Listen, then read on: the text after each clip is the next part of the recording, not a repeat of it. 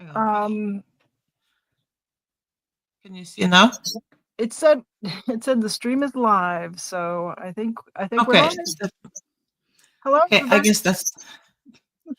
guess that means we're live. Hi, Maya. Hi, Janelle. Hi there. Looks like we've got Brad out there. Hi, Brad.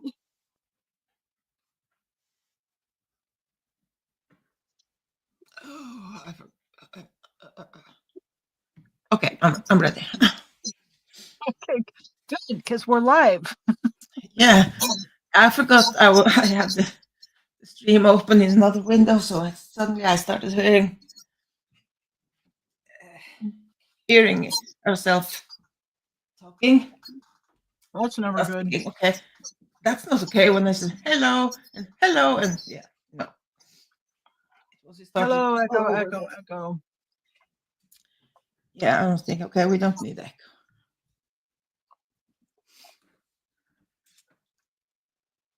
Oh Well, yeah. Hi, Monica.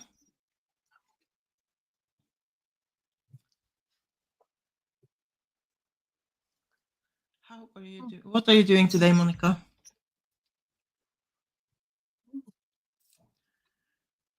A Christmas tree in a woodland theme. Isn't that what I've been painting now, like for a whole month?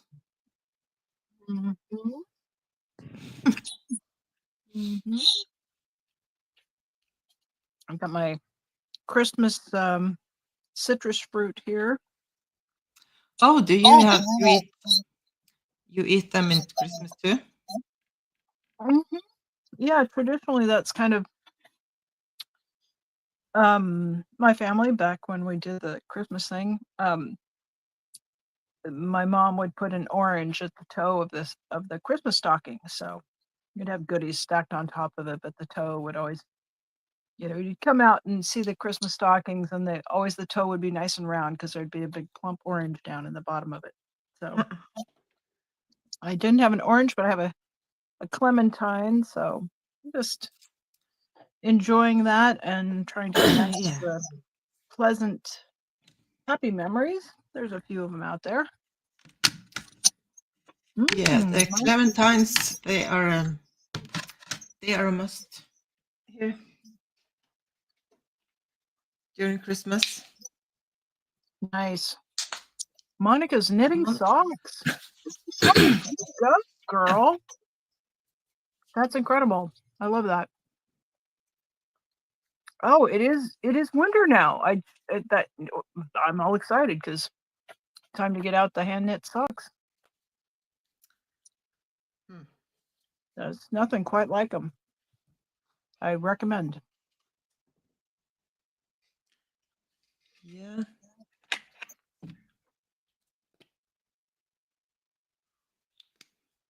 So we thought we'd get on here and paint for a little bit and just make a little space for people to come in and hang out and nothing too big. No. If you want drama and Sturm and Drang, you can check out my last live stream. But this one, hopefully, I will keep it light. You will keep your shit together. I won't go that far. I'd have to have it together to keep it together. Okay.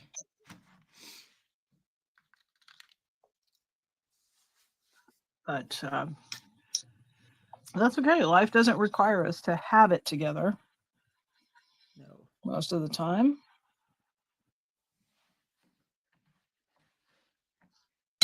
Just loaded up the paintbrush and I didn't drop any water down.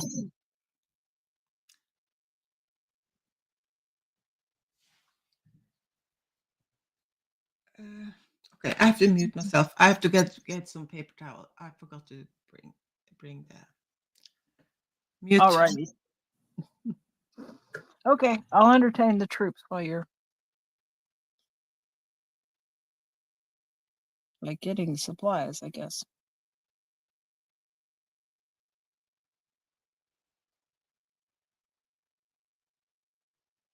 I've got a stack of blanks here, so we can do any pebble drawings. If anybody wants a pebble drawing, we can do that. I'm just working away, wanting to get this. I've got a couple paintings that are on the watercolor blocks, and I want to finish those up so I can get them off the blocks. And I've got ideas for starting something new. So that's what I'm working on. Today.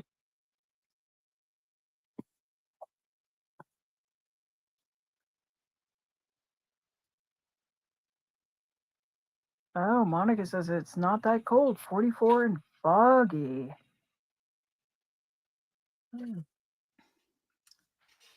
Yeah, thank God I muted myself.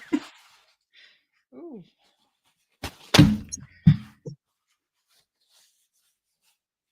Oh, so, hey, Maya, they finally moved the motorhome. Oh, I had National Lampoon's Christmas Vacation happening across the end of my driveway for 2 days. It was not. yeah, we have had so much Christmas entertainment from. They should have known how much entertainment they have given us. Even if I had a webcam, I should have just set it up and pointed it at their shenanigans. Yeah. My dad and stepmom showed up yesterday and tried to get into my driveway, and there's this, I don't know, with one of those jumbo monster motorhomes that old people like to. It was big enough. I think they lived in the thing for several years and toured around, and then they decided they were going to settle down. And I mean, that's the story that was told. So I don't know Settle what's down going on. and park in your driveway instead. Yeah, I don't know what's going on over there. It's kind of it's one lady who is like 74, and she's got 2 fellas who live with her. So I don't ask too many questions. What the heck's going on? I'm glad that they mostly don't harass me and they keep to themselves. And, the 2 fellas seem to go out and go work on jobs and like handyman or construction jobs, and just all kinds of folks and arrangements in the world, I guess. Yeah. Hi, Dan. Yeah. Happy holidays. Dan says, "Happy holidays, Merry Christmas, Happy Yuletide, and all the other ways you celebrate." Like, thank you, Dan. How's it going there at your workshop, sir? Is there? Now I have to bite my lip to. Yeah. Yeah, is there an orange in the Christmas stockings at your house? That's what we want to know. That's the question of the day. Orange or no orange on December 25th? And I think is this the first night of Hanukkah or second? So we're into the Hanukkah season as well. So I know nothing about Hanukkah, so I'm at no help.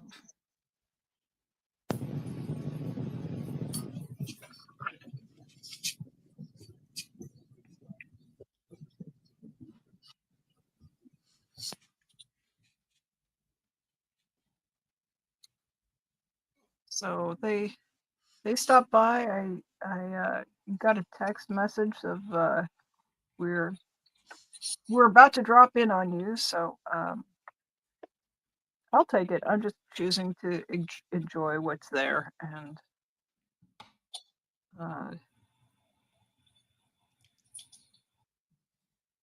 it's not like mugwumping about the stuff that isn't here is going to change it. So the only choice I can make to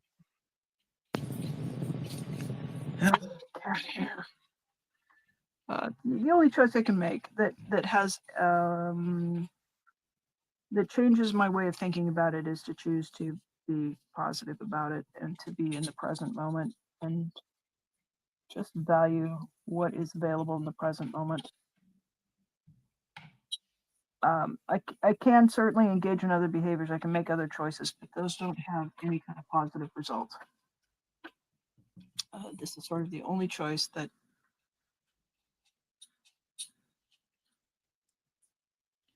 has any possibility of. Boy, that I've glued a cat hair right to that. Oh no. Yeah, it's really in there. It must have been in a lower layer.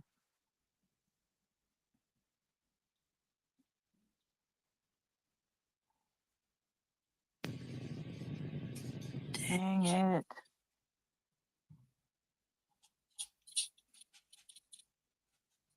That is not generally accepted artist material. And it's a shame because I have so much cat hair. All right, I'm gonna let that dry down. Yeah, I'm not sure. Well, it's archival, right? Got there? I don't know what it is. But now I've managed to.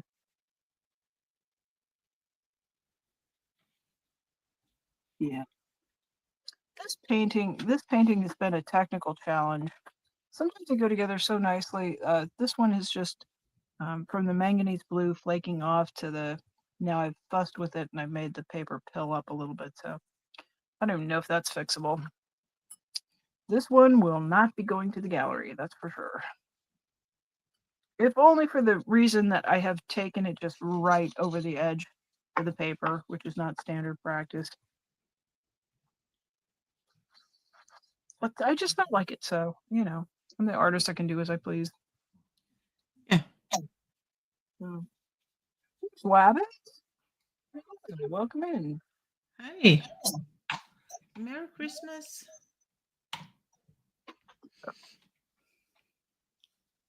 Roast pork and turkey. Oh my goodness, that sounds delicious.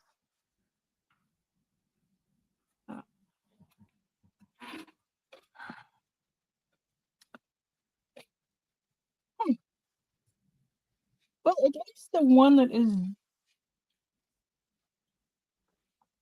you know, there's no, I can't make this smaller. I got a paper cutter. Huh? Oh, I was just noticing that this pebble is right at the edge of the paper, and so my brain was going, just cut it down. Oh yeah. I could make it any. Well, I can't make it bigger, but I could certainly make it smaller.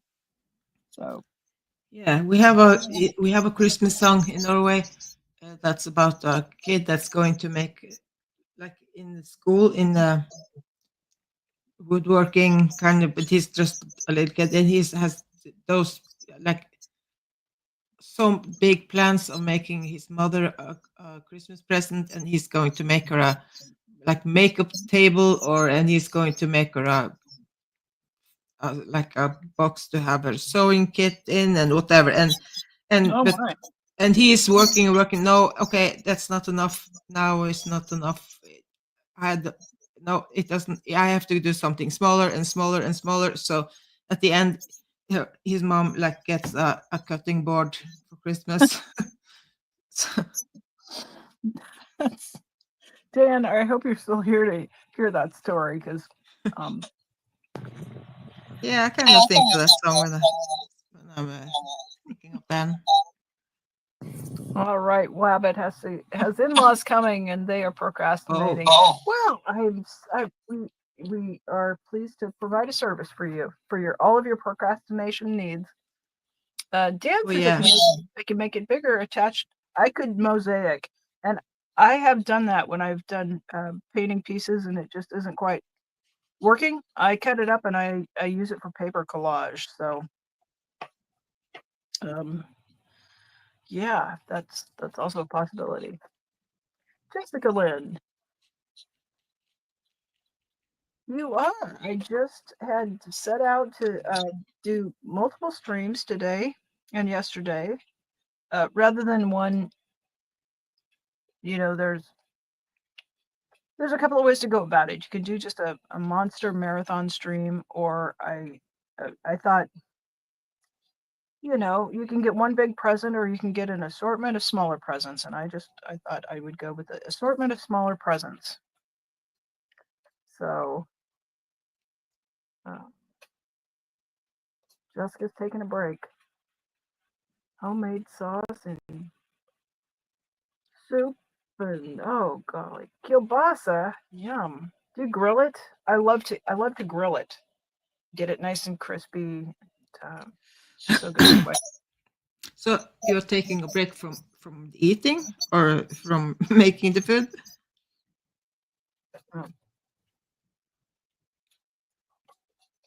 Oh my golly. The phone, I've got the phone at such an awkward angle. It's really challenging for me to read the chat. So I will try, but I apologize, you guys, if I get it wrong. Just hit it again. Do you have the ice pack ready? It's on it. Okay. That's why it's awkward. Yeah. Thanks for sharing that table picture, Jessica. It looks like one my grandparents made where they arranged slices of agates and all of these pieces of rocks, and then I'm sure it was a resin. I'm sure it was epoxy resin, and the thing must be 4 feet across and round. And one of my cousins, my younger cousin, claimed it, and I'm deeply resentful because she just absolutely trashed it. But they spent a lot of time collecting all of those rocks, and then they arranged them in the circle. And it was something like what I'm painting now, but slices of geodes with all kinds of crystals showing, and then they filled in with little tumbled rocks that my grandfather had built a rock tumbler and polished the rocks. And then the background was 1960s pink fish gravel. So it's got, and gold glitter. And it was just as atrocious and fantastic as it sounds. And it had like little, probably maybe 14-inch legs on it, and it sat in the middle of the farmhouse.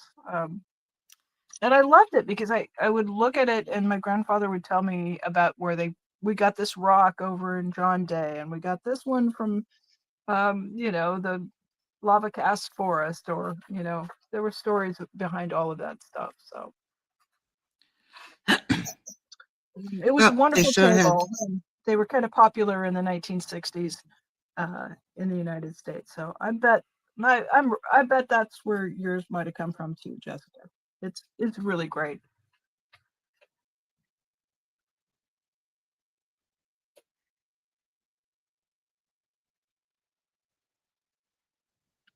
Yep. I want one though. Man, if I ever see one in an estate sale or a thrift shop, that 95-pound sucker is going to come home with me. As soon as I figure out how to get it in my rig. There's Mrs. Gigi. Hey, Merry Christmas. The caps are helping. Who else did I see? Antics was in here. Happy holidays, Antics. Oh yeah, Merry Christmas, Happy holidays.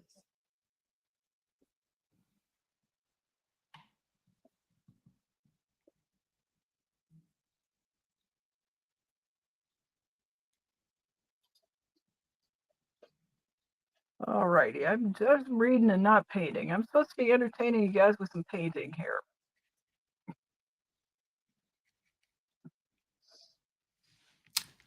Well, I've been over this thing a couple of times, and that's my approach to these is to kind of lay stuff in and then let it rest for a bit, and then take another look at it. And I think the last time I worked on this was this week, and I had to scrape out the paint that was flaking and put something else in it. And we seem to have mediated the problem. So that technical challenge was overcome. And now I'm just looking for little flat spaces that look like they need a little bit of detail. But I will confess, we've been working on it for a while here behind the scenes. So I think we're about done with this one, Maya, finally. Can you believe that? This painting is finally done? Oh, yeah. Well, some point, I guess we have to say enough is enough. Now it's done. That's the point I have a trouble finding. Yeah, that is kind of a trick of watercolor, is that the difference between a good watercolor and a bad watercolor is somebody kept painting. Yeah, that's my biggest struggle. I always, yeah, I cannot stop. Like, one of the things that's helped with that, I think, is to have get that one. Is to have another block ready to go. So if there's a nice, fresh piece of Oh yeah. paper and you're not just working off of one. So So Dan is asking, what is the blue stone on the left of my screen to know? this one, Maybe? yeah, it's meant to be a turquoise. And was the question about what kind of pigment I used in it? No, what is the blue stone? I don't know if it's is it a special stone or is it just I meant it to look like turquoise. Turquoise is my favorite thing in the when I wear jewelry. I've got a big pendant that's from Tibet that's a big piece of turquoise. So turquoise, okay. and this one, these are meant to look like sodalite. These are meant to look like jasper. There's I've used genuine amethyst paint to make the little purple ones, which are sparkly. That Daniel Smith genuine amethyst. Amethyst genuine? Oh my god, it's the perfect color. But when they crush it up, the little particles are very glittery. Glitter, but not glitter. Yeah. Jessica, thank you. Jessica, hit that like button. Yeah. Thumbs up to Jessica for the thumbs up. I appreciate that.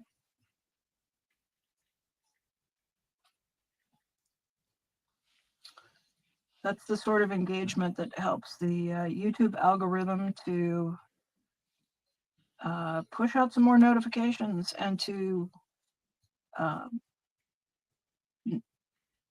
don't think our side-by-side live streams get pushed to the front page very often, but if we have any hope of ever getting there or bumped up in the vertical live feed, which we won't because we're horizontal, but in the shorts feed or anything like that, engagement helps. So I know it's pesky, but that's why we often ask our wonderful viewers to please like and subscribe.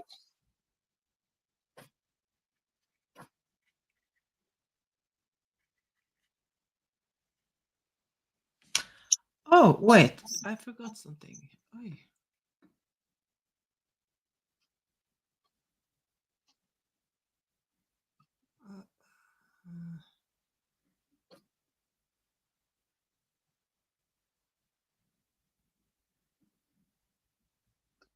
And no, I just painted something, and this is the trouble with so many of these pebbles. I will paint in a little area with water and then just get the paint, the other brush loaded up with paint, and then I can't see where I put the water. I must be done. All right, I must be close to done here.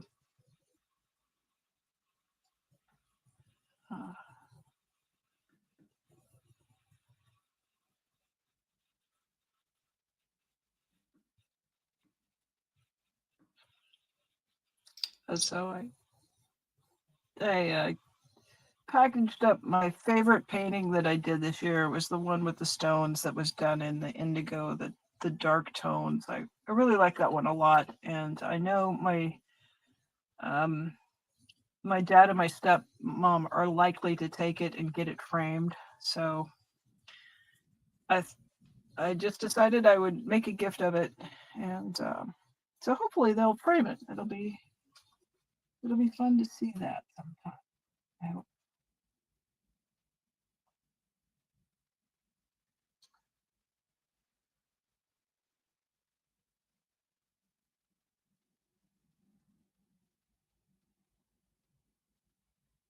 And I did find it. I was quite proud by it. I actually made one of those tree paintings into a holiday card for him too. So we got one of the holiday cards out in the same year it was painted. Oh, cool. Good job.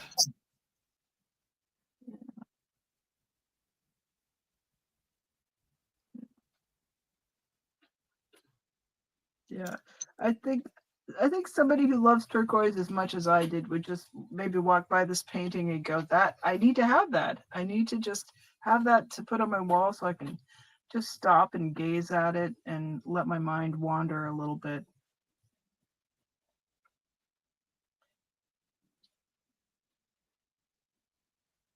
I know, don't you? I just want to pick it up and hold it in my hand. So, all righty. Take a good look at it, and then I'm going to set it aside. I've got another one I'm going to pull up and work on for a bit here.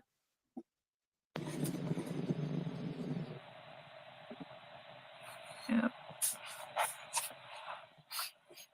I don't know. I don't know. You might have to take my word for it. This darker area where the purple is, it's got a glimmer to it when you walk past that just looks like the just looks like there's some exposed crystals.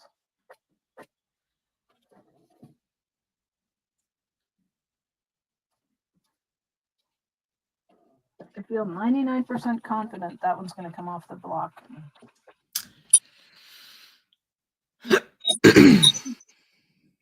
We hope.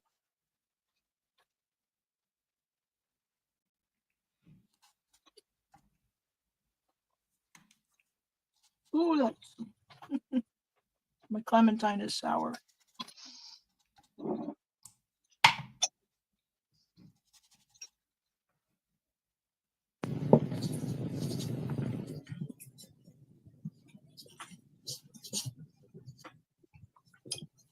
So, Brad, earlier you were saying you were headed to a church service, and I was just wondering how that went. And I remember that from a kid. Remember there just being all kinds of wonderful music, carols, and the church decorated, lots of evergreens and candlelight.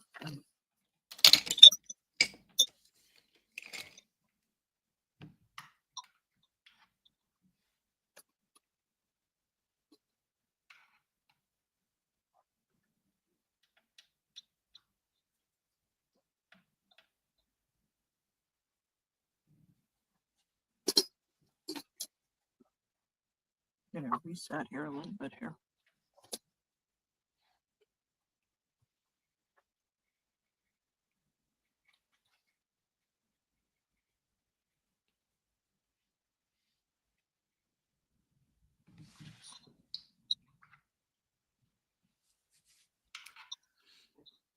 Here we mostly go to church on Christmas Eve.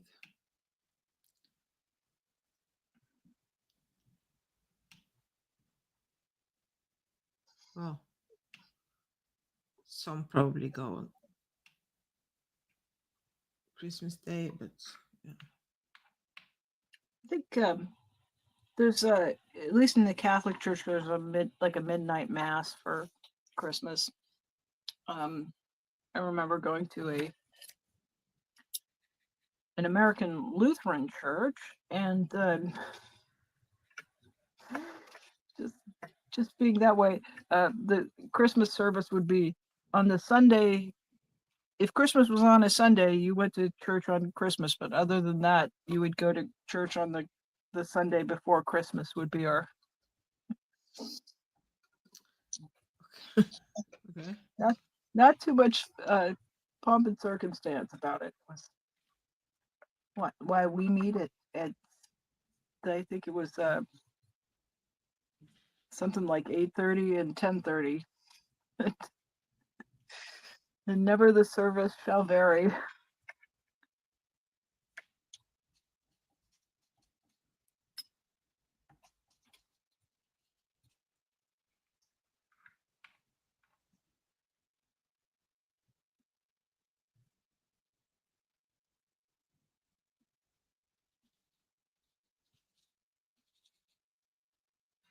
one of the accounts that I follow over on Instagram is a lovely pastor who uh, shepherds a Lutheran congregation in Sweden, and Oh. she paints and she does. There's always Advent wreath making, and it's a lovely account. So I enjoy what she's sharing.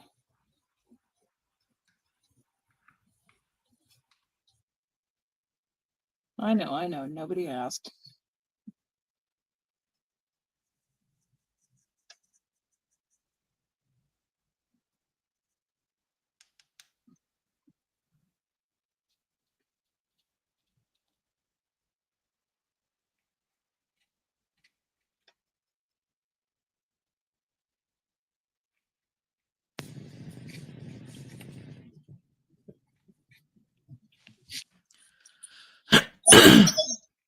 So, is your cotton paper smelling weird when it gets wet? When it gets wet? I didn't notice. I noticed it smelled a little different than the pulp paper did, but mine's a different brand, and Yeah, I didn't fuss about it too much. yeah. It's not like crazy smell, but it smells different.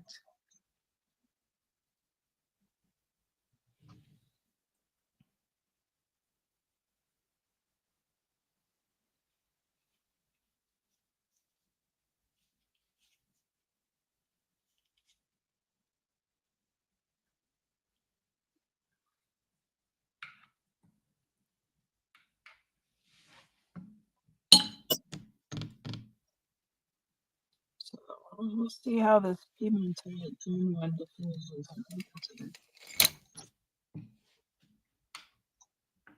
hoping to create just a little bit more shadow line kind of around the outside. These rocks were they have great texture, but they look quite flat. So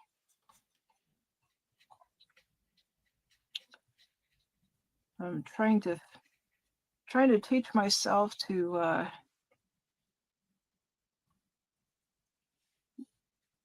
the trick to building up layers of washes to create a realistic looking rock. And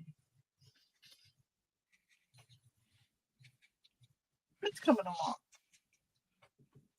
I took a gander at I pulled out the paintings and I kind of looked at them, laid them all out, and had a look at them, and I could see that I've made progress in the technique for this subject. So that's kind of useful if you're starting to feel things might be a little bit stale.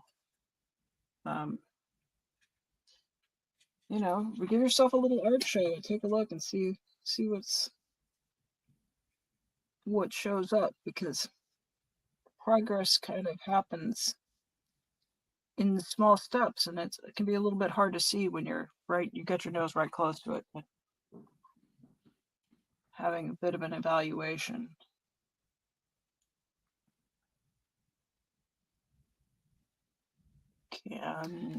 Okay, Dan, So have a done. great day.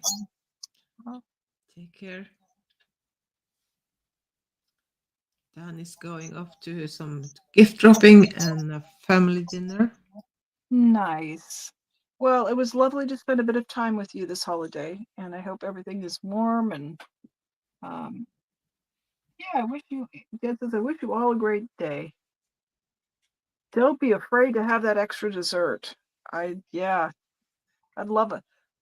I'd love a slice of peanut butter pie. It sounded wonderful. I'm not even gonna mention how much ice cream I've had. Ruh-roh. May or may not have enjoyed some ice cream.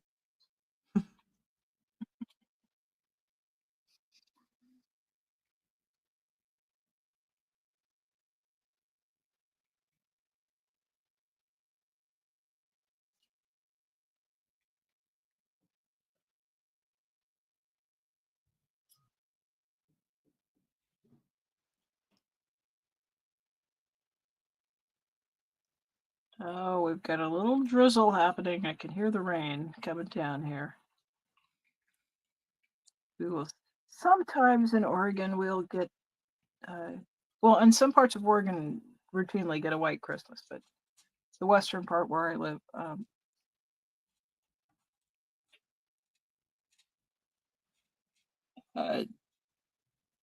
mostly we would get some rain. So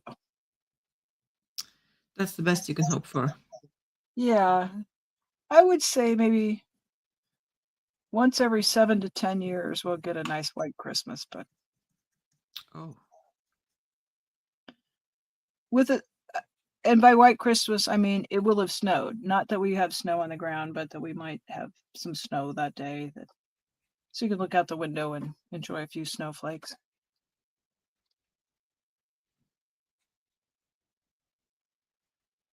I think I want to do this.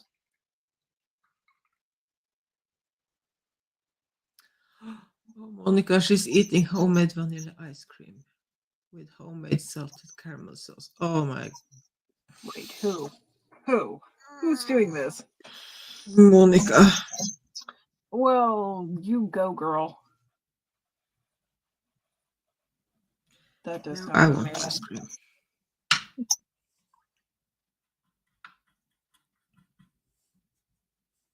I had brownies. I had Domino's pizza brownies,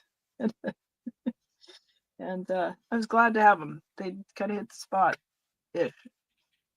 Right.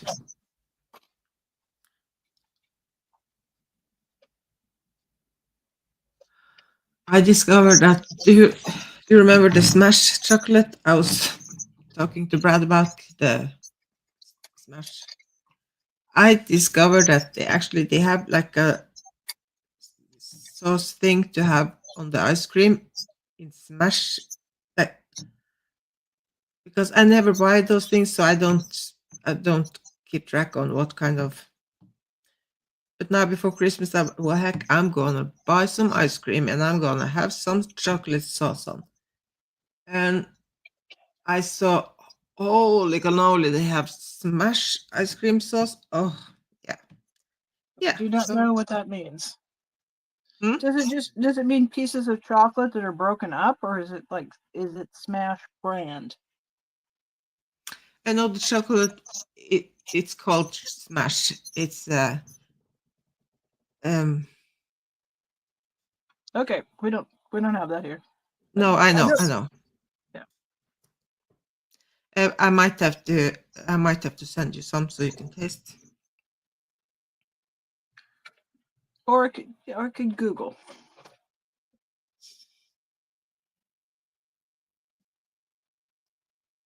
Huh.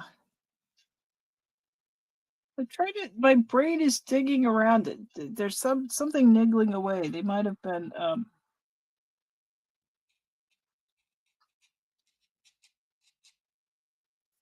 There is one of the live chats I haunt from time to time that does a lot of.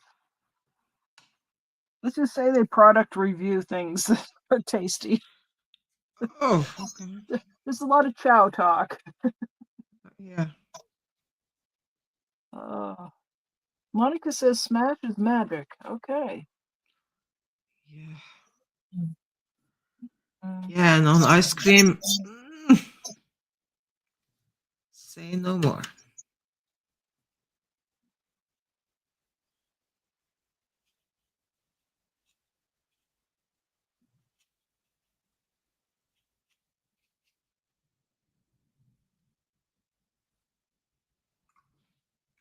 Yeah, I'm not sure if they recently got the sauce, Monica, or if it's been, if it's been something that had been a thing for a long time. I don't know because, like I said, it's so rare that I buy like the ice cream thing, sauce kind of thing. So for all I know, it's been like a thing for years. I don't know.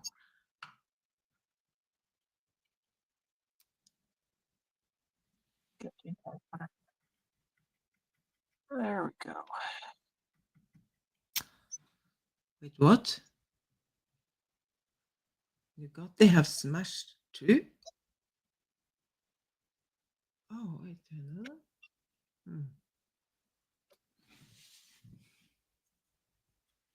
Is that the crunchy one? You got the crunch or something, Monica?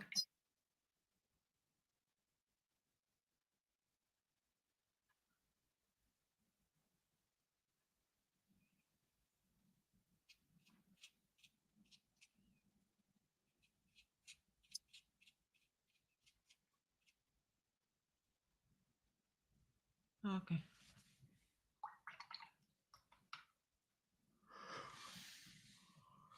Now I may or may not have to taste that one.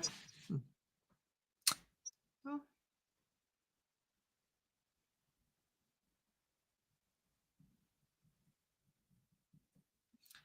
So do you have some good like chocolate thing to have on the sandwich or on your bread? Me? Hmm? Is it common over there? Like Nutella? Oh yeah. Yeah, not really. I'm a peanut butter. Um, yeah, Nutella was here, but it's come down in price. But it used to just be like a expensive sort of a thing. It wasn't like you would just. It would be a treat. It wouldn't be something you would standard have on your toast. If that makes sense.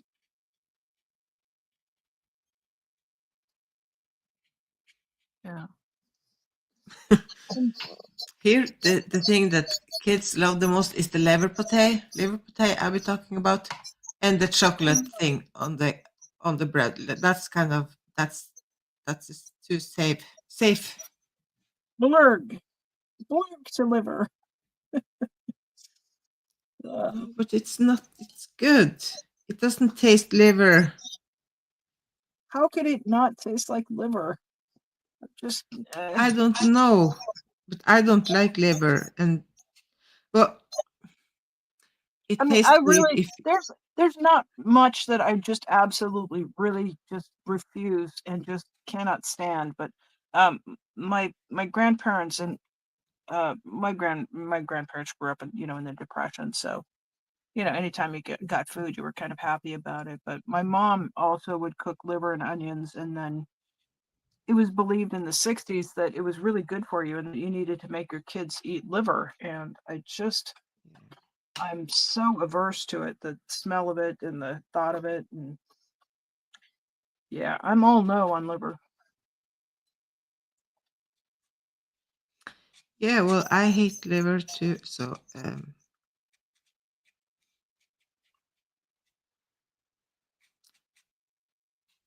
But there's just nothing.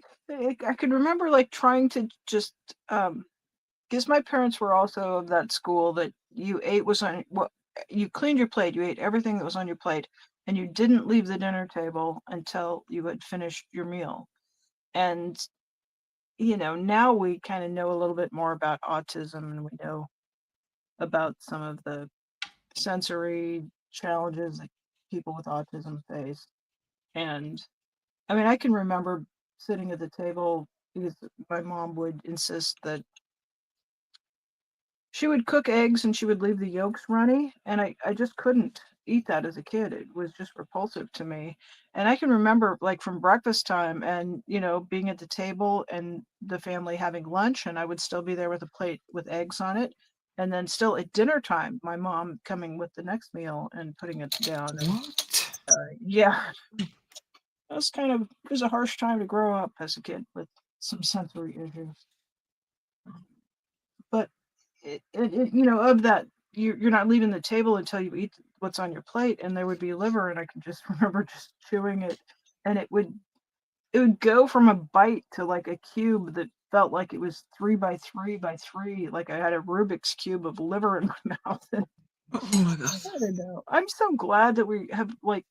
I hope that there aren't people still who are just forcing their kids to because there's some kids you tell them eat this or go hungry and we'll go hungry. We just Yeah.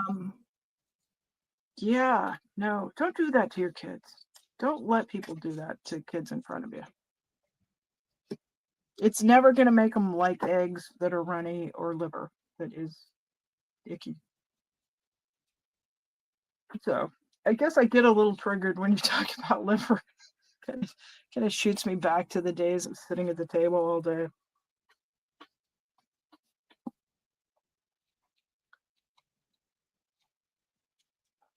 I don't know, must have been, Yeah. if that's how bad it was in the 60s, I can't imagine what it was like being a kid in the 30s and 40s. It was probably even, way worse. Maybe back then you would have eaten liver, like be happy to eat liver because you were so hungry. I'm never going to be that hungry. Okay.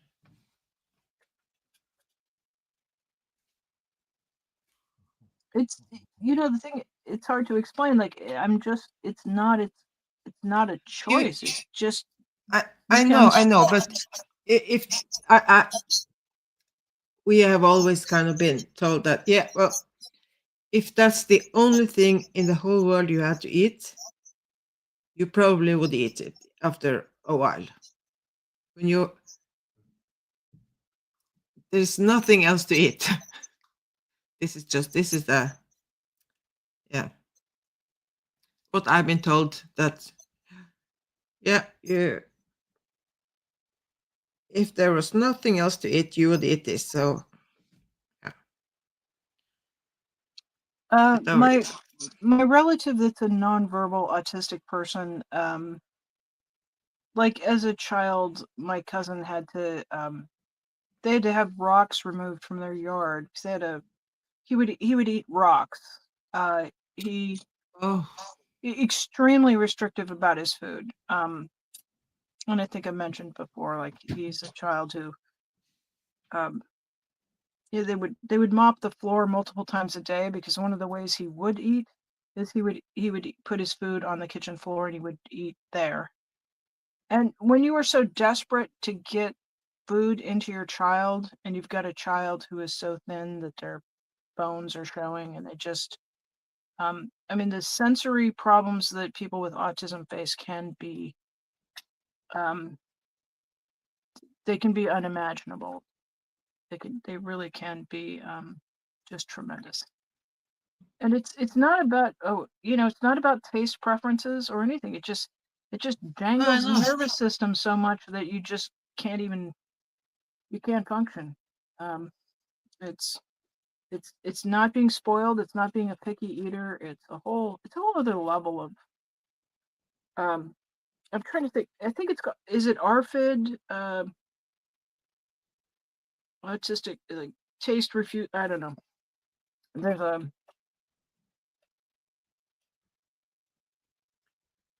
yeah. Let's see what the chat's got to say. Monica, she says she can't stand liver pate, and I'm shocked. I've never met anyone who can stand liver pate. Yeah, I mean, I've been offered liver pate, and I'm sure like the Norwegian version must be a little bit different, but I mean, people have whatever. I'm also I don't like cilantro. Cilantro tastes like soap to me. And there are some people who are their perception is a little bit different. They call them super tasters, or they have a gene that makes some flavors like cilantro just be really unpalatable. So I may have some of that going on too. I think it might taste more intensely, obviously tastes intensely yucky to me, but I think it also might taste more the flavor. My perception might just be like way higher than the average bears might be for some things that I don't like to eat. I was really restrictive as a kid. Like I could pick onion out of, my mom could chop that onion so finely and I would sort it out and spit it out and then take the beating for doing so. Mushrooms, mustard, mayonnaise, a whole list of things. And now I love mushrooms, but as a kid I couldn't. The texture was Yeah, mushroom. I cannot with the mushrooms. That's a no go for me Yep. because Other of the than texture, not the taste. I'm not even sure how it tastes, but yeah, it's something about the. Ooh. yeah, some foods with some odd textures are hard for me. And as an adult, like, it doesn't bother me because I'm in charge of what I buy and what I cook and what goes in my mouth. But like, I Yeah. don't even buy if there's liver in the cat food, and sometimes it won't say it, like it won't be liver and beef flavor. But when you open the can, you can smell it, and then you check the ingredients and see that they've included liver in the flavor of cat food. Like, I can't even with that. So I don't know if the cat likes liver because that shit doesn't come home with me. Well, liver because at one point I was making a lot of dried liver for as dog treats. Oh God. Yeah, and the 3 hours it took to dry them in the oven, it was a pain in the you know what? Oh my God. Uh, this liver potato is it's nothing. It's doesn't You can it's have not that. all of mine. This is how this works. You Yeah, can have yeah, all and of mine. also when I had an American we had like some years ago who was here, and she was like, "Oh no, no liver potato, no, no," and I was like, "Yeah, just try just a little bit," and she tried and go, "Oh, well," and she ate a bunch of it.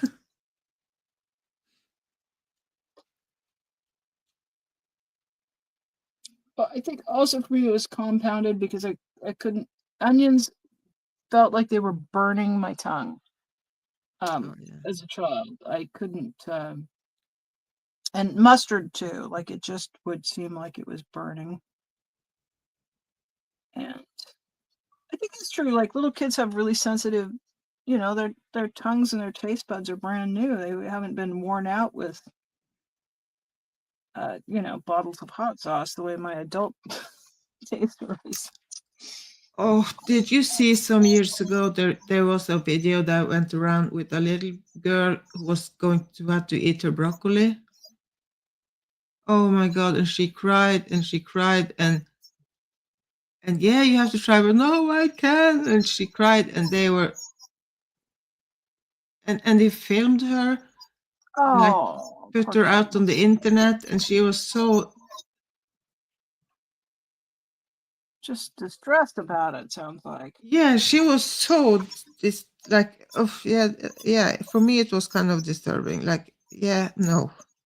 I'm not a big fan of putting your children, especially little children that are in struggling situations, to do that. Yeah, I did exactly. see, have you seen the one, it's a baby and they're giving him a slice of kiwi and he gets a hold of it with his cute little baby hands and he's got this nice thick slice and he brings it up to his mouth and he takes a bite and his whole face just puckers up and he sort of just has a shudder and he holds it back out and then he looks up and then he puts it in his mouth again and he gives it another try and um he's so you can tell he's curious about it, but you can tell it's just hidden kind of wild. And the information on the meme is that it takes babies about 17 tries to get accustomed to a new taste. So it's to encourage you to keep um, offering your children a variety of foods and just not to just let them go once or twice. Yeah, no, I don't like that. But it the human perception system just takes a while to Yeah. sort it out and figure out what it might be delightful or what might be delicious about any particular flavor. And I thought, yeah, you're 17. That sounds about right. Because I might like get something and just hate it, and then you try it a little bit again, and you think about the first time you might have had a beer or a glass of wine, and just how like it's like, oh no, that how does anybody do that? And sometimes as a person who had 2 or 3 sips of wine, they'll just go, yeah, I'm not going to overcome that. Maybe they never drink wine the rest of their Yeah. life. But if you can persist with it, But I do know I've had liver in my mouth more than 17 times, and I can count it. No, No. no, just no. Yeah, that reminds me of the thing I do bring this up from time to time, but it is really quite good for our brains to get exposure to something novel. That process of our cells kind of encountering a new taste, even if we don't like it, just trying something new is quite good for us. And as a person with autism, I like what I like. I don't always want to do new things because I just want to. I'm okay with the stuff I know I like, and um, in order to get me to change my behavior, sometimes you have to throw a lot of logic at me or some science, and then I become curious and more willing to do things that might, I might try something new. And what if what if it's a yucky and I don't like it, and then, that's a lot. But if you tell me it's good for me and tell me why and how it's good for me, I'm more likely to be willing to do that. So once I read about that, then um, I knew that I needed to get my brain in a better place because I just battle with depression quite a lot. And so one of the ways, it's just a little tactic you can do that just juices your brain up a little bit, and it helps fight depression. So it doesn't involve taking pills or electroconvulsive therapy. So yeah, a little bit of some new candy flavors, or maybe a new fruit variety, something that's there in the market that you haven't tried. Or here's one of my favorites, Maya, a new brand of chocolate. Yeah. Yeah, maybe. Or it doesn't have to be yucky, but if it is, it still does you good. You still get the benefit. And I think that was kind of what sold me on being more open to try novel things. And then it did help. I recommend it. A new trick for an old dog.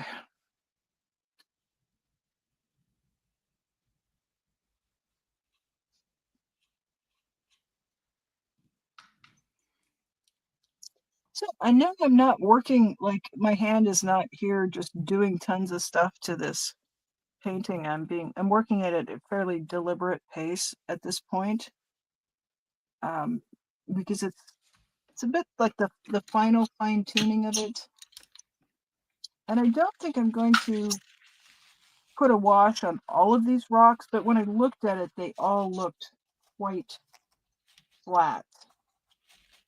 So I've done a wash to put a little bit of a darker area around a couple of them, and I think that will help. I don't think I have to mess with all of them, because some of them, the texture and the color, I dropped some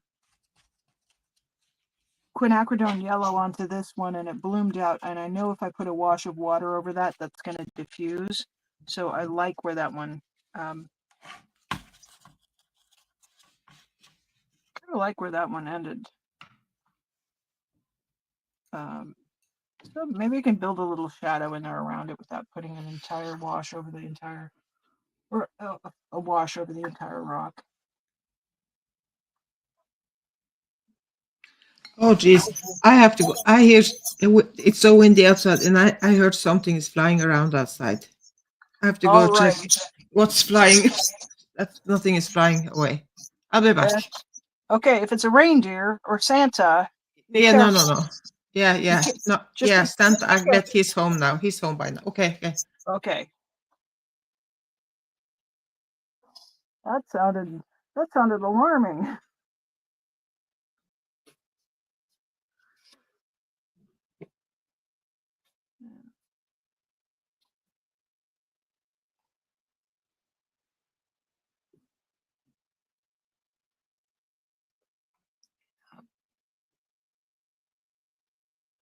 So I do like I do like Restream because I can stream with my friends, but the downside is I can't tell if we've got anybody on the channel unless you guys are chatting. So if you're hanging out watching, I'd love it if you feel like chatting. Feel free.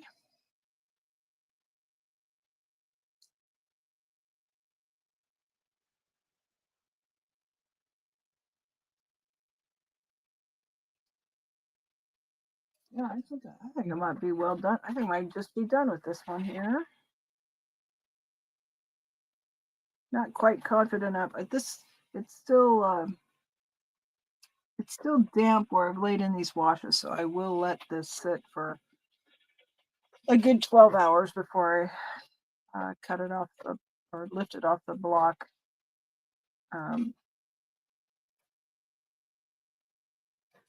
But it will be. I'm kind of I'm ready to have some fresh paper and to get to work and start a couple more paintings.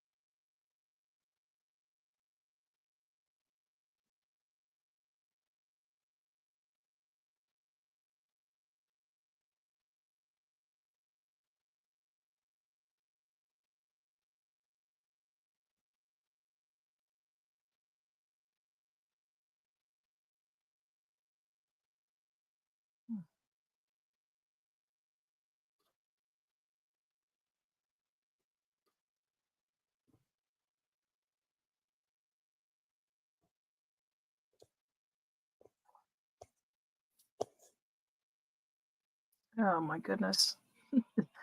Jessica says, Maya, that looks great. I agree. Isn't it? She just got such a knack for that. Just the way the atmosphere goes, and she gets things in such beautiful perspective there. She stepped outside to check on something. Apparently there was some kind of a loud crashing noise, so hopefully everything's okay and she'll be back momentarily.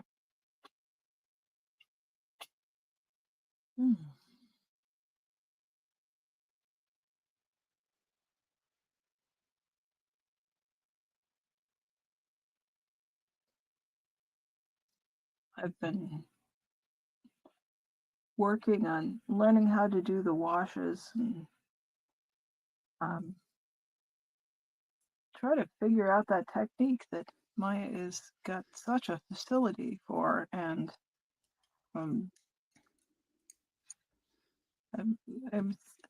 still it's not internet worthy yet.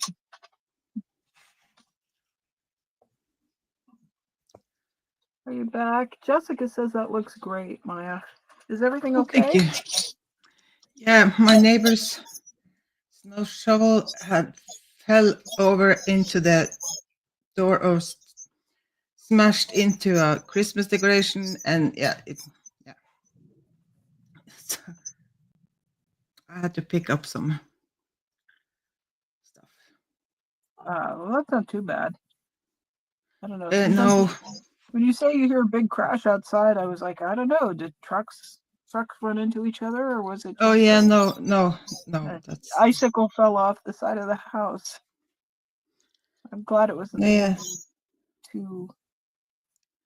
And yeah, no, if it was that big of a crash, but when I can hear, I heard there was something like on the stairs or in the house, like outside. Yeah.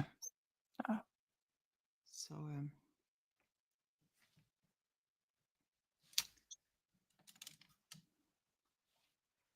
because it's kind of windy out there.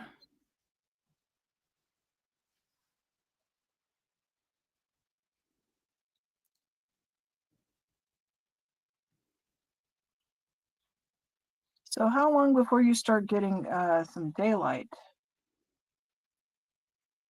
And noticeable longer days?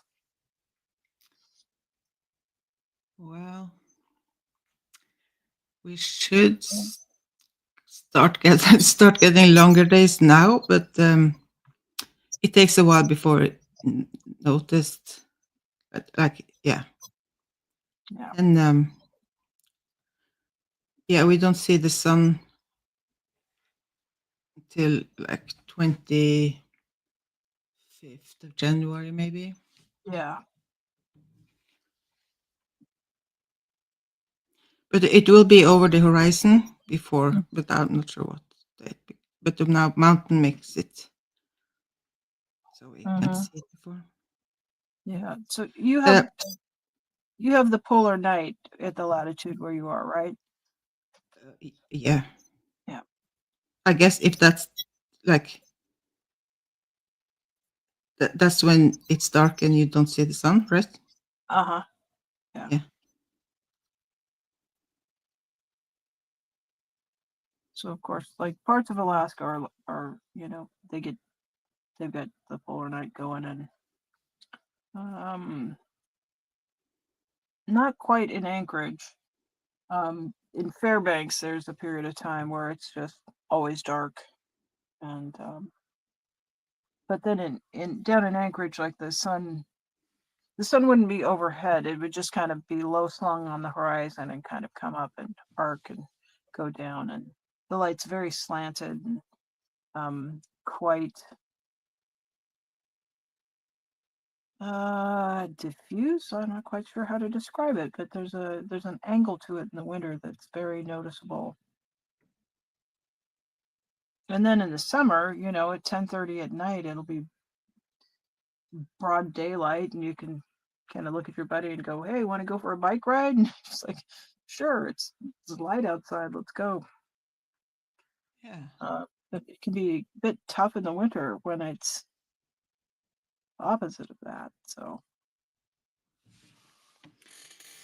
Yeah, and the thing is, even though it gets like the days get brighter and longer, sometimes, like depending on the weather, if it's cloudy and it's snowing, it's just yeah, dark anyway. yeah. And sometimes it can be 1 year. I don't think I saw the sun until March Oh dear. because there was because they never were like clear sky, so that was a long year. That was a long winter. I bet. Yeah. Yeah, Oregon can be that way in the winter too, where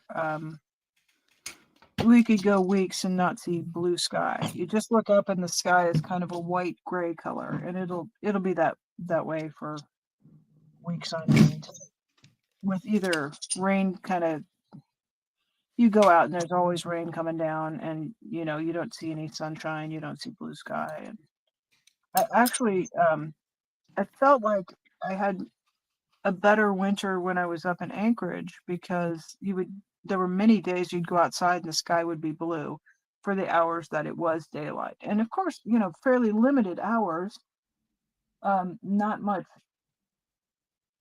like maybe from 10 a.m. to 2 in the afternoon. But during those hours, the sun was up and it was reflecting off of white snow and it seemed bright. Whereas in Oregon, it's just, we can sometimes just go weeks in a row where it feels like you've never seen. You'll see some light that's diffused through clouds, but you don't see the sun. Yeah, and now before Christmas we had like a week or something where they were very cold and frost, and so the sky was clear, and of course when it's dark we like see amazing northern lights, and also during the day, even though we don't see the sun, but when the sun is below the horizon, the sky is like crazy orange, Oh, orange. okay. There's a name for that. Yeah, I know what you're talking about, and that's absolutely beautiful when you get that going on. Yeah, it's glowing. And it's hard to even capture it on a picture, like to take a picture of, because the phone, like when you take a picture with the phone, because the phone cannot. It kind of yeah, it It's an makes it effect just of look. the light is getting bent through crystals of frozen water that are in the air, and it refracts and scatters light and turns it that pinky orange color. Yeah, they get that in Svalbard too. Oh yeah, yeah.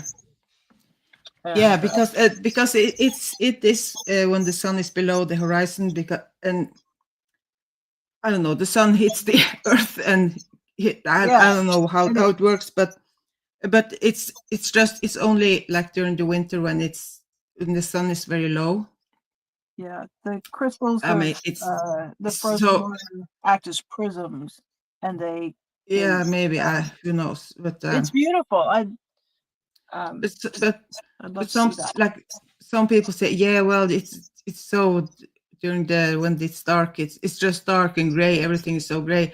No, it's not. It's amazing colors, and like the northern light, and the sky can be so, yeah. Oh, and so there's so much beauty, even though it's dark. Yeah. I dip me in glitter.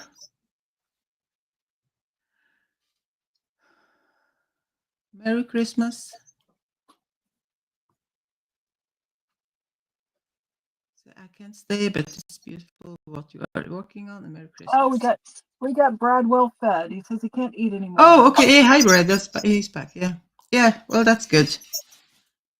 Dip me in glitter. Why, thank you. And Merry Christmas to you. Happy holidays to you.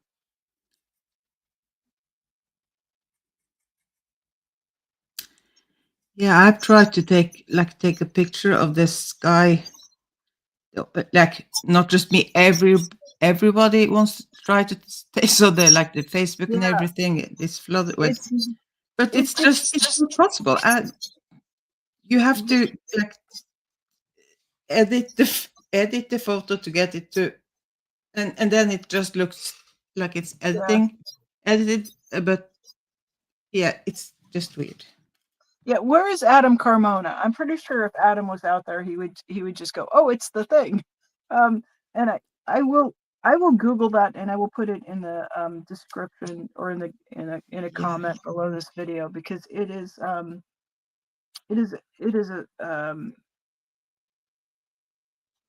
it's really stunning and you know who's got some good pictures of that is Cecilia, who is she's got a cabin in Svalbard and she's got a channel and they live up on Svalbard and they get that effect there fairly, often enough.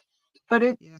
it'll just illuminate the sky like it can be all black when you're in polar night. It can be very dark like, regular night. But if you get those ice crystals that are hanging in the air, the light during the day can just come from latitudes that are more to the south, and it hits those bits of ice crystals, and it just is sort of magically like a prism in the sky, um, lets that light travel and illuminate the sky where there's polar night. So I just I winter is so magic. It's just so magic. I saw someone was talking about like they have been here. Um, I don't know where they came from, but anyway, they were not from here, and they saw and it was like, oh, we thought we had seen like stunning, like it's like a sunset or sunrise that doesn't exist when the sun is actually Yeah, actually here, yeah. and that's true. Yeah, really kind of incredible that. Nature is just magic, right? Uh, I like it. I like it so much. Let's see here. And I feel I've been thinking when it's like because we have so many tourists that come during the winter to see the Northern Light. Oh, look at the pink one. Yes. Yeah, isn't that kind of a Yeah. delicious color? But can you imagine you are spending so much money on coming here and traveling here and like to see the Northern Light and you come here and it's snowing and No not lights. not a single that must be so oh yeah. They used to wake me up. The sound of them and whatever. Yeah, you Yeah, the synesthesia or whatever it is, or just the perception of what it is. But it would wake me up when I lived in Anchorage, and um, I would just it was like probably usually 1:30, 2 a.m., 2:30, and I would go out and walk around the neighborhood. And I lived north of Anchorage, so there uh you could get away like you could look to the north and you wouldn't be looking through city lights right where I lived. Um, yeah. I also lived in the kind of south or um, near Westchester Lagoon area, and you could look out to the west from there because you could look over the Cook Inlet, but um, you'd also have to kind of look past all the lights of downtown Anchorage. But up in the north part of it, which I loved, I could just go walking and be away from streetlights pretty quickly and just spend my insomnia hours out wandering around and looking at the northern lights. And it just seemed to me like at least once a week, like it just kind of goes on. The year I was there, I think it was just a really plentiful year for opportunities to see the northern lights. So um, every once in a while will be available or visible down in the Pacific Northwest, but I've never seen them. I'm down here in Oregon.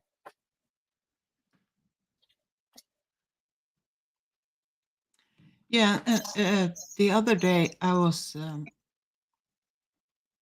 outside walking the dog, and there was another northern light, and I've always been, well, it's been years since I actually tried to take picture of the northern light because yeah, because you have to be somewhere there Yeah, where the street lights and everything, it's and technically really challenging to get yeah, photographs. yeah, and to have like a good camera, I know, to make all the settings and everything. But the other day, I just for fun, I tried to. I was thinking, okay, well, I could just try with my phone to take a picture, uh, and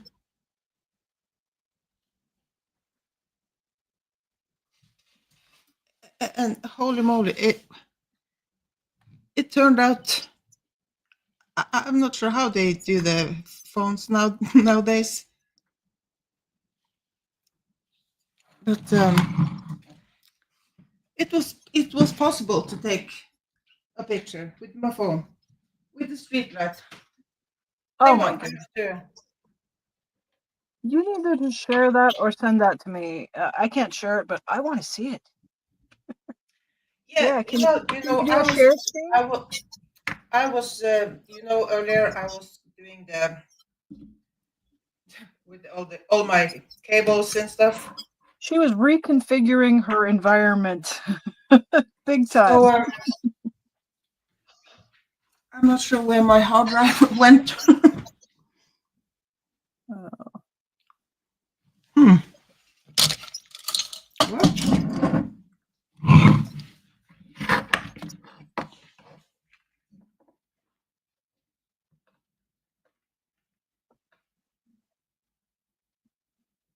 well, that's really cool. I think I took a few snapshots, but I couldn't tell you where they are, and I don't think I ever really looked at them. And but I mostly would just go out and just kind of take them in, just the eyeballs. Hmm.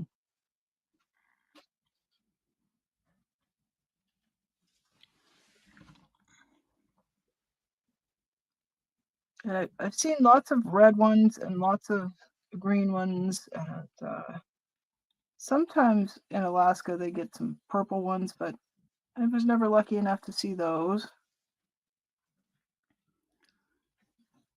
Collecting colors, even there.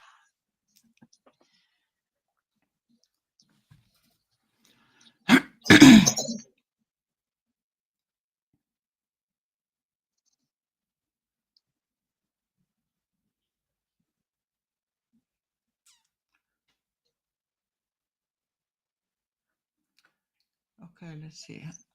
I don't. Hi, Tiff.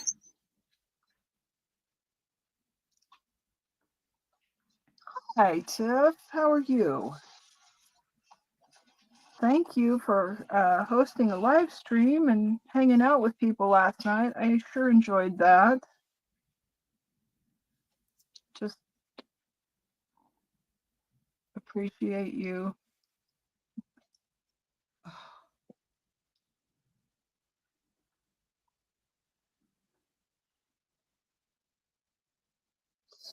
There's only I wanted to do something kind of in the Christmas, the holiday colors.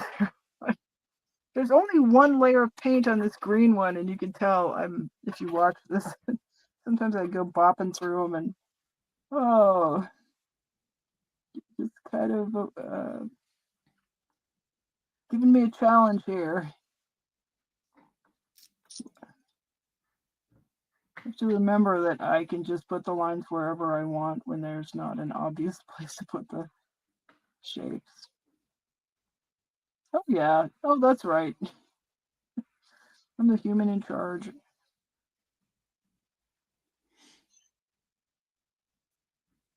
Yeah, we're hanging in here. How are you doing, Tiff? Are you doing okay?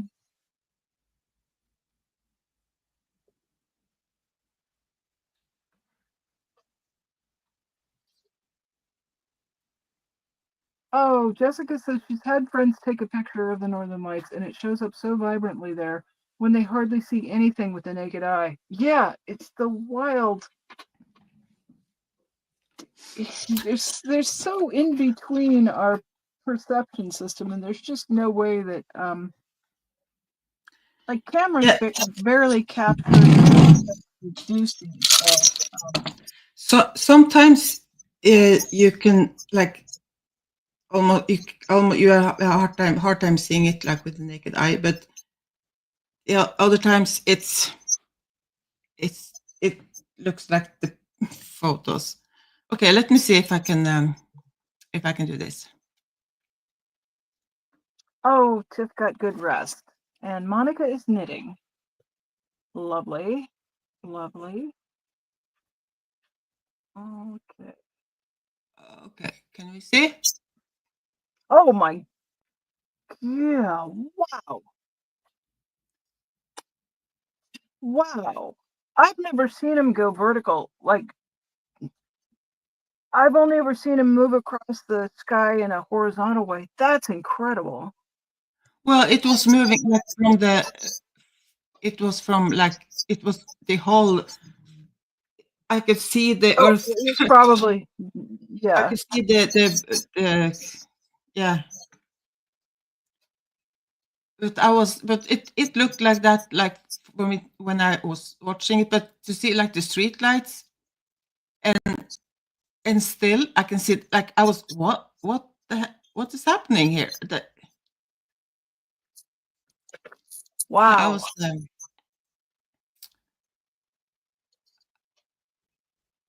The camera done.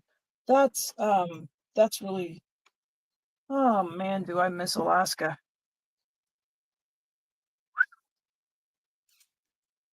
yeah. Thanks for sharing that, Maya. That was really beautiful.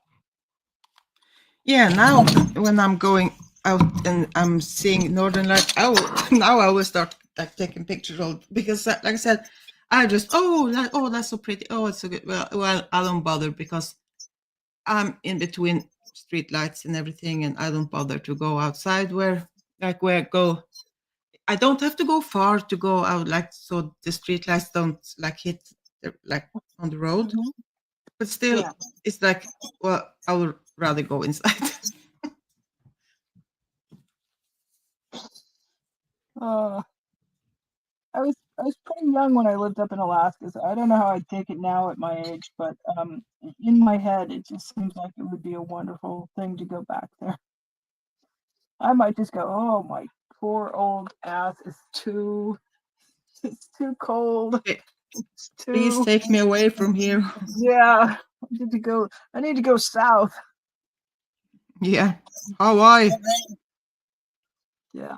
Oh, flights from Anchorage to Hawaii were just uh, very reasonable. They're not so like here in Oregon, we think going to Hawaii is a pretty expensive vacation, and it is, but partly just because it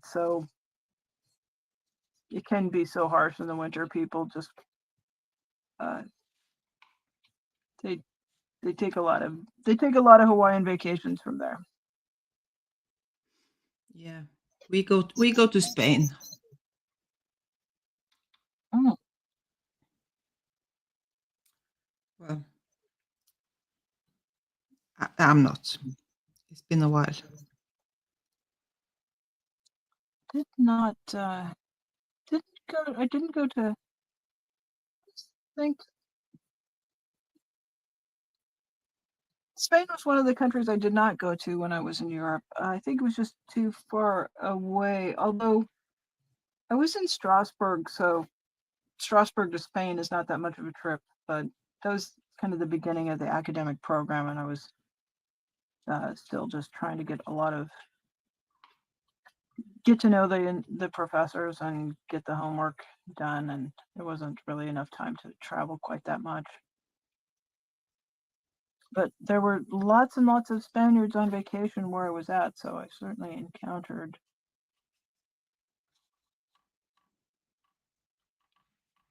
many, Yeah, and here many it's many it's groups common of that Spanish travelers. people that like when they retire, they buy an apartment or a flat in Spain so they can spend the winter there, and then they come up here during summer. Ah, okay. That sounds like a pretty wonderful way to go. Yeah. We have quite a few people go to. There's people who travel from Oregon to Arizona or Southern California or areas of the desert kind of in between those two states are a destination here on the West Coast for, we call them snowbirds, but older people who've retired and then would travel and spend part of the year in the warm climate. And I think on the East Coast, like folks head down to Florida.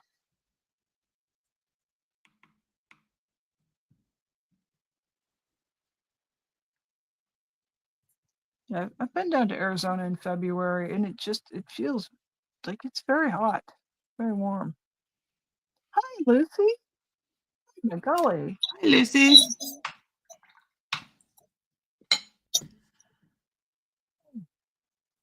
Oh my God, sorry. I have to hang on. I have to fix my cords. They are acting crazy now. Excuse. Yeah, we're kind of coming up. We're coming up on. Are we coming up on 2 hours? We're getting pretty close there. Happy holidays. Merry Christmas. Happy Christmas. Yeah.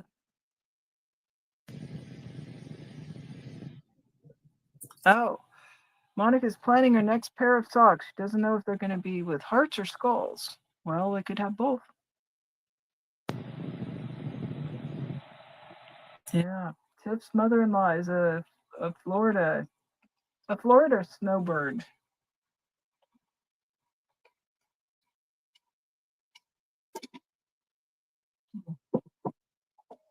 Hang on, my phone's trying to make a run for it here. Oh. I did not realize that we had. What have I got in front of there? That's better. My goodness. Sorry, I had the craptacular pictures on.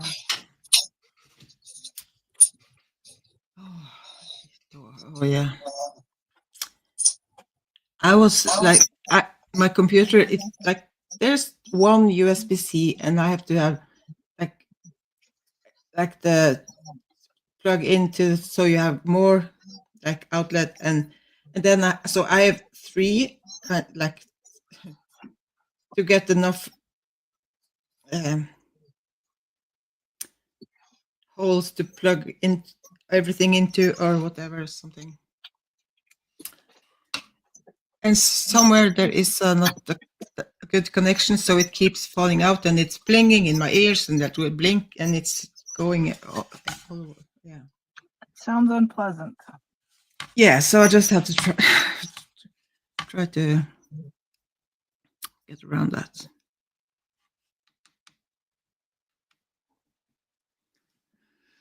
Yeah, Lucy, god jul. How are you doing?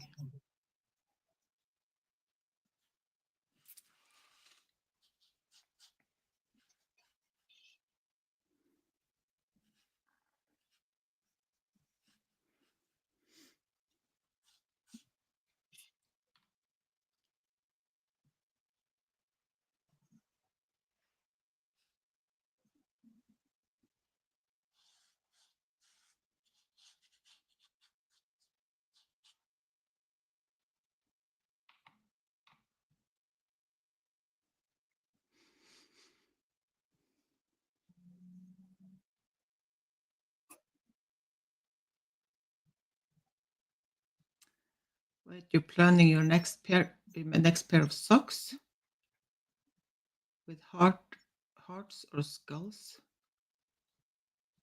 Okay.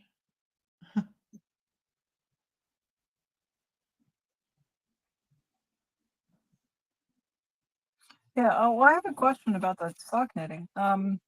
Do you do them like 2 at a time? Do you load them both up on the needles and do the 2 needle technique? And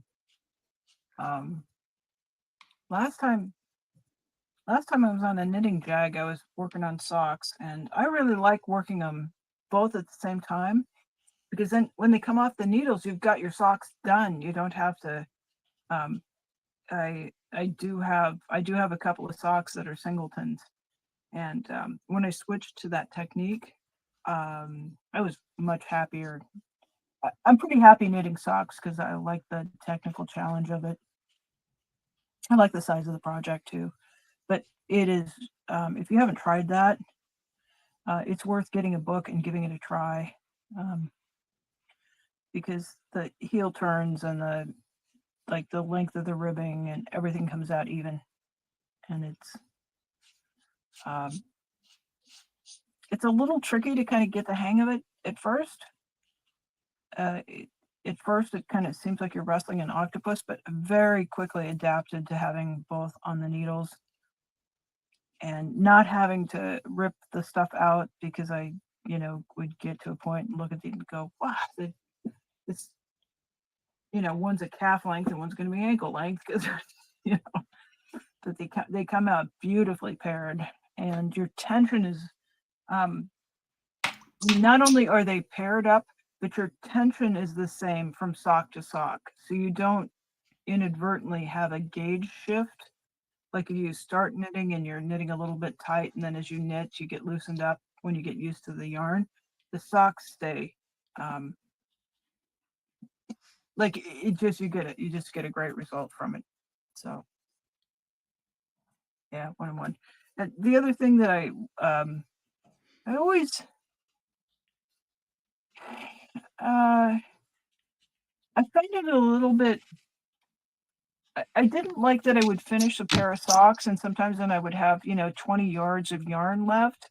And then you pull the sock on and you're like, yeah, it could be 2 inches longer. But when you knit cuff to toe, you can't really use all of the yarn. But if you knit toe up socks, you can keep going until you've used the ball of yarn. So you can,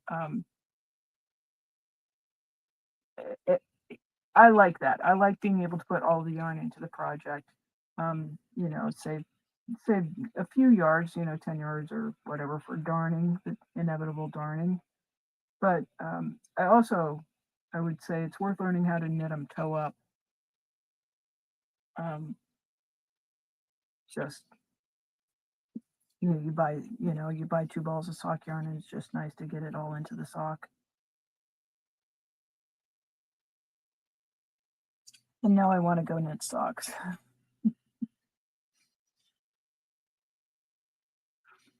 And I haven't been knitting for a while, so I do need to start like with a stocking cap or something like that to get my knit going. But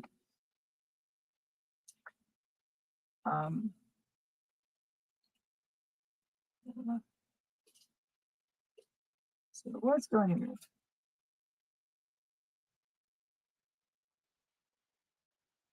Oh, so Monica says she likes knitting patterns, and for her it works better with doing one and then the other. I get my patterns matched up better when I knit 2 at a time, but it's just, kind of cool that we have books and teachers that can help us through that technique. Lucy, yeah, I'm sorry to hear that. Lucy's dealing with some disconnection, and I talked about that in the first part of my last live stream this morning. Some stuff that had gone on in my family, and there was some just crazy shit going on. And you are absolutely not alone. I am kind of on my own, but with you all here because of some family disconnection that's going on. So I'm just hugs and hearts to you. That's kind of why we are streaming like what yesterday, to have some place to hang out. Yeah. And I think we've got other stuff planned. We've got stuff planned for the day. So I'm looking at, we're coming up on 10 a.m. here at my time. So we're coming close to the wrapping up this live stream. But Maya and Brad are talking about a live stream. And am I right on that 11 a.m. my time? So in an hour to go with that, Maya? Or was it later? No, it's in an hour. Yeah. An hour. So we'll take a break and get our meals and charge the phones up and then come back. And then I will probably be doing a live stream, sometime in the probably 5 or 6 hours from now. So we'll do spots of live stream, not a continuous long one, but check back and hang out with us. And just know that there's, if we counted it up, I'm guessing that there's a significant number of people are spending the holiday solo, and it's safer for us to be solo. It's more peaceful for us. It's also kind of lonely. It sucks to be left out, especially when the people that did some shitty things are hanging out and eating turkey, and they kind of leave us hanging out in the cold. And I think you can just say, yeah, that does suck. It's not very fair. But here we are, and it's gonna be like I always say about these things. Like if you have something mess up, this day is just like that. It's a piece of paper on a calendar. It's a day on a calendar. We're gonna tear that piece of paper off, and we'll get to tomorrow. We'll keep tearing off December till this thing is just done and gone. And it's a whole year to next time. Yeah, and we've got January. We've got the days getting longer, and Lucy, the same. If you want, you can email me if you want to. Yeah. Well, thank you for the hugs. I appreciate that. And I'm so glad you're here. I'm so glad that you spoke up and said a little something. And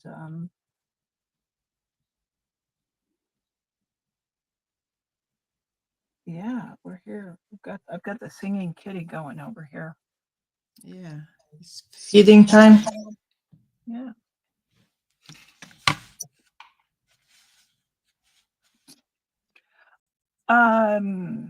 Brad, I'm not sure. I'm feeling a little bit I'm not sure how I feel. So sometimes when that's going on, I do kind of like to take a time out and take a breather. I'll know more when we kind of wrap this up and I just take a little bit of time to shuffle around. I will if I can. And I will certainly be there to mod. I will be there to mod for you. But I might need a little quiet time to just get my words to string back together. Yeah, this is your second live today, so yeah. Yeah, I usually do maybe there for a while. I was doing one a week, and then I kind of generally try to do definitely 2 and try to do 3 a week. So this was a lot kind of in a row, but I know that this is it's a tough damn time of the year. And even if you're out there having fun with people that you love, it can just be a lot. And so I want sometimes you need some private space and just look at the internet. You could look on YouTube, some art or whatever, or sit down and paint or draw or just chill out. Just stare at somebody else. Put the earbud in the ears and just like shut out the family yapping and just yeah. So that's what we were kind of doing. So you're in the right spot, sweetie. Yeah. So me and Brad, we will come here. We will be on in an hour. So feel free to drop in, everyone. Yeah. Yeah. It gets exponentially more difficult to deal with 3 of us in in the space. It's like it's not just twice as hard to do a live stream if I'm going like paired up with one of the two of you. So Yeah. No, we're all we just do going to do whatever the we want. example of doing our best where we're at, when we're at, and I think that's okay. I think that's good to normalize having having limits and having doing the best we can where we're at. Yeah. It's okay. Yeah, Lucy, you're right. It's more complicated than it should be.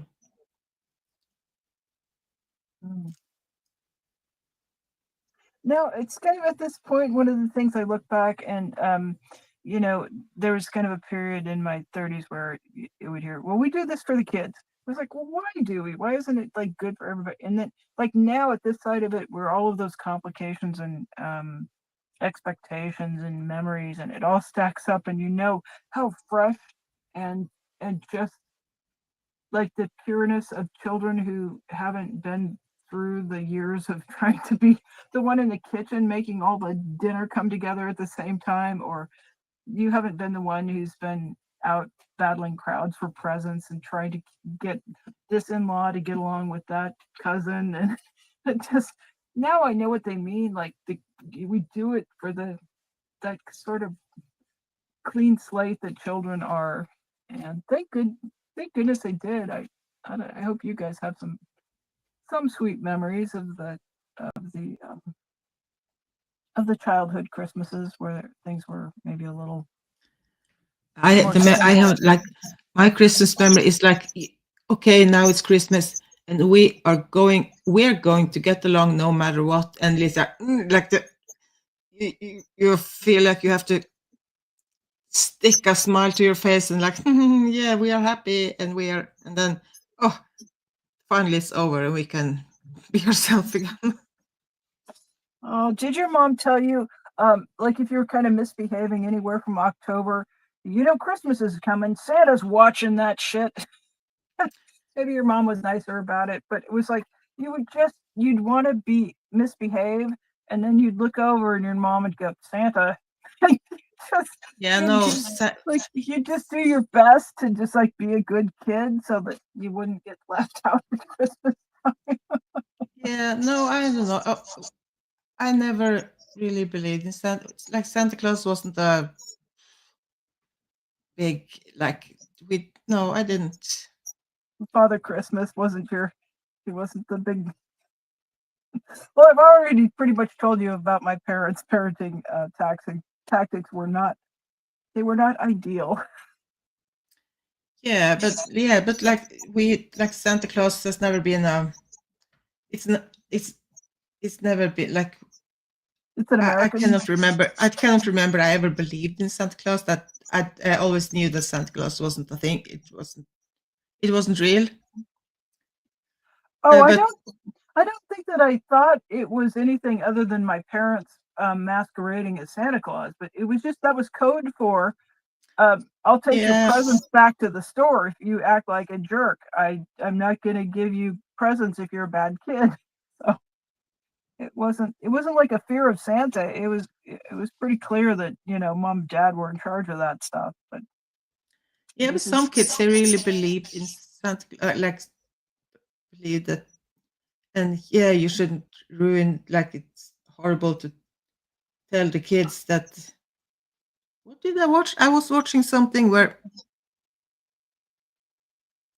the parent was so angry with the teacher because the teacher had said that Santa Claus wasn't real, and it was a whole something.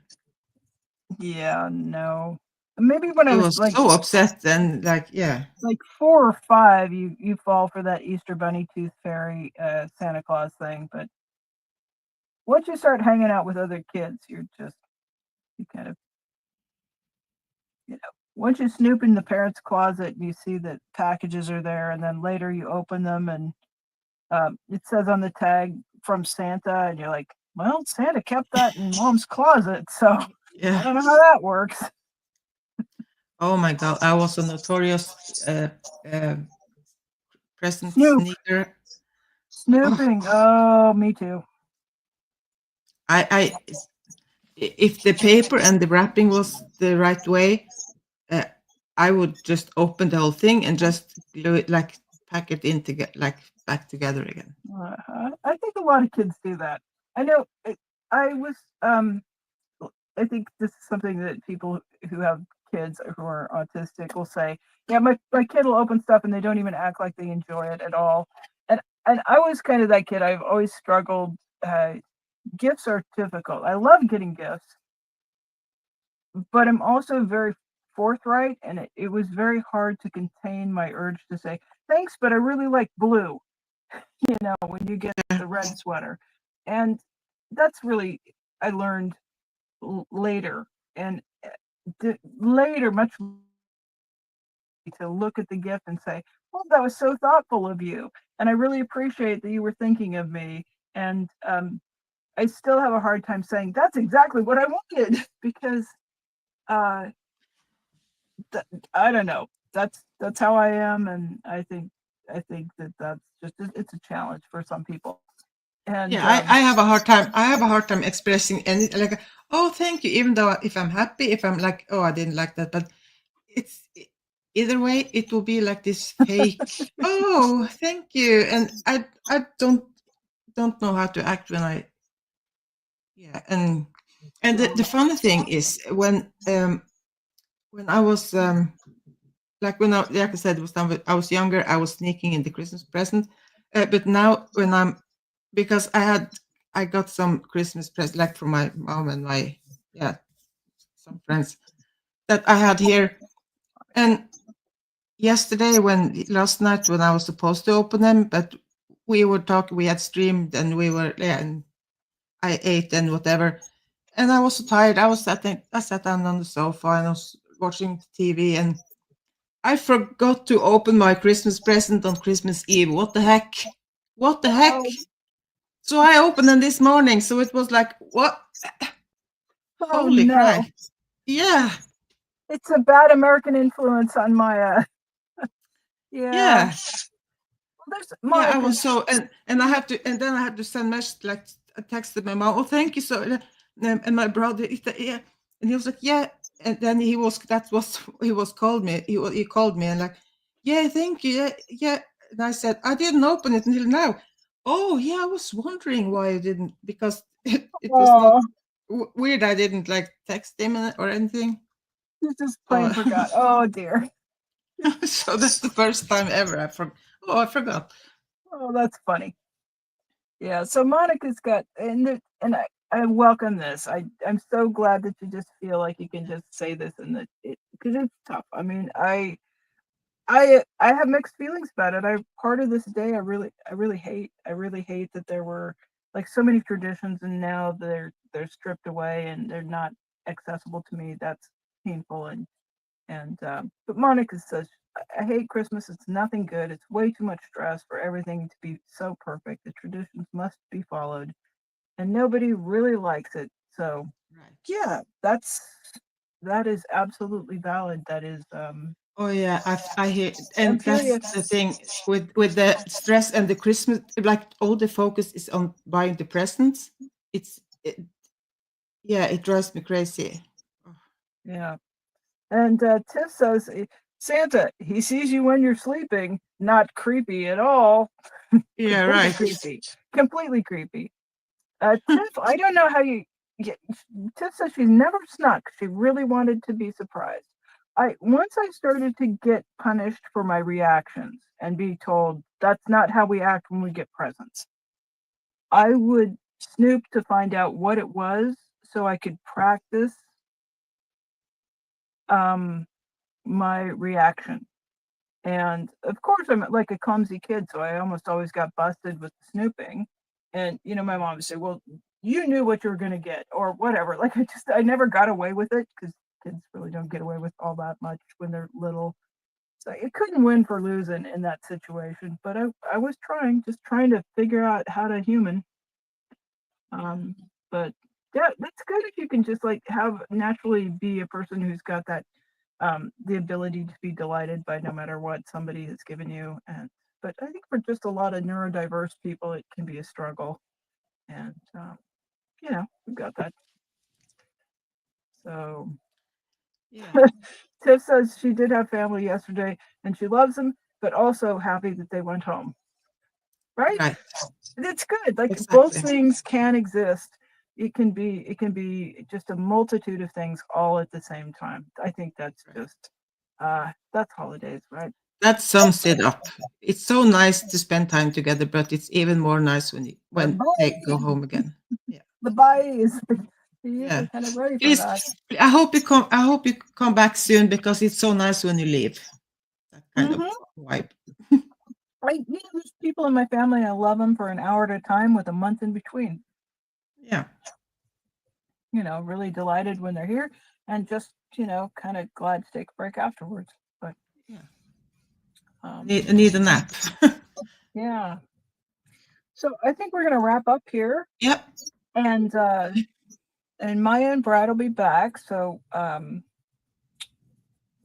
I will post a link if you're on my channel. I'll post a link to both of their channels in the description for this video afterwards, so that you can click over and catch them. Subscribe if you like. Thanks everybody for coming in and spending some time, and thanks for sharing. Thanks for just hanging in there and persisting. And Thank you, Janelle, for hanging out with me. you're Keeping so up with welcome. You're so welcome. I appreciate you today, Maya, and all days. You're just a gift to me. Thank you. So You're very welcome. Very welcome. yeah, do we have anything Okay. left there in the chat? I think we're caught up. All right, we'll see you guys back in a bit. Yeah. Bye. Bye.